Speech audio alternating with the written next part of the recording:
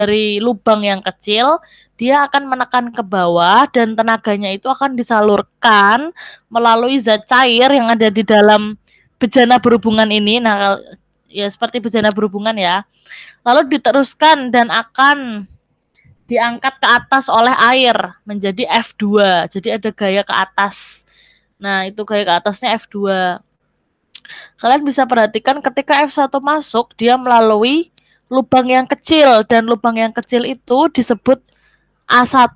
A itu adalah luasnya, luas penampang, luas lubang yang pertama itu A1. Lalu luas lubang yang kedua itu disebut A2. Nah, hubungan antara gaya dan luas lubang itu dirumuskan dengan hukum Pascal. Jadi semakin kecil lubangnya, maka tekanannya akan semakin gede. Dan semakin luas lubangnya, tekanannya semakin kecil.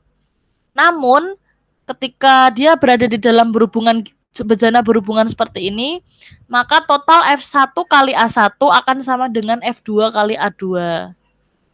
Jadi gaya yang masuk akan sama dengan gaya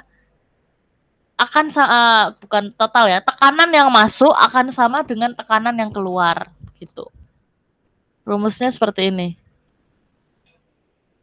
Oke.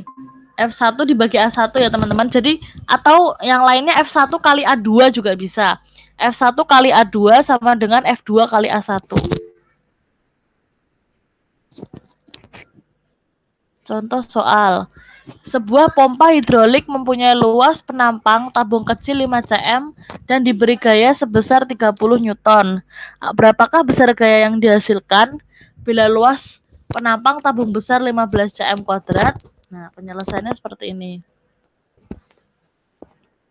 Yang ditanya F2.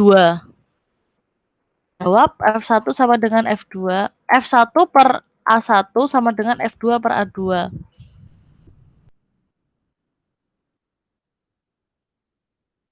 Oke.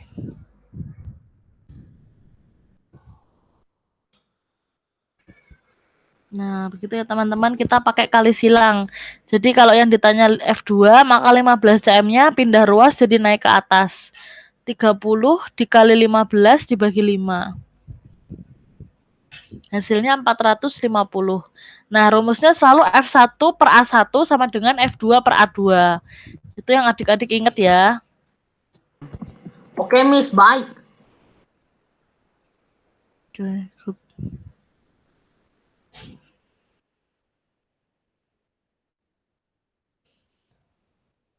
Sama dengan 450 belum dibagi 5 ya, 90 hasilnya. 30 kali 15 dibagi 5. Nah, ini belum dibagi 5 tadi. Jadi 450 dibagi 5, 90 Newton. Sip.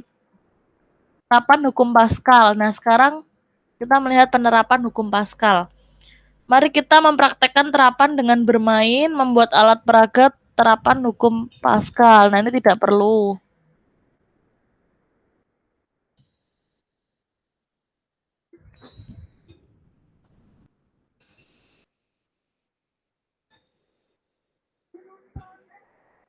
Ini contoh-contoh aja alat-alat yang menggunakan prinsip hukum Pascal. Begitu. Jadi ada gaya yang masuk sama dengan gaya yang keluar. Atau tekanan yang masuk sama dengan tekanan yang keluar.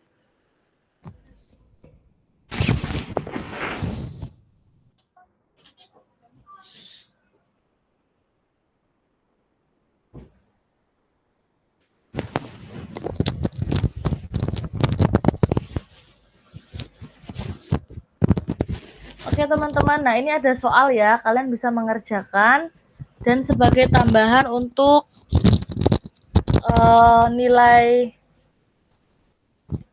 minggu ini, untuk hari Rabu kemarin, kalian bisa masukkan ini ke kolom mata pelajaran IPA.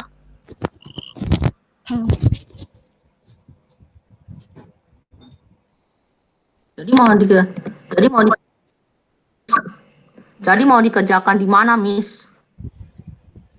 Teman-teman bisa nanti saya akan share slide-nya ke dalam Google Classroom, lalu di bagian IPA, Jadi kelas meeting IPA nanti sebagai tambahan nilai IPA minggu ini. Nanti saya akan share ya, Brandon. Oke, Miss. Oke.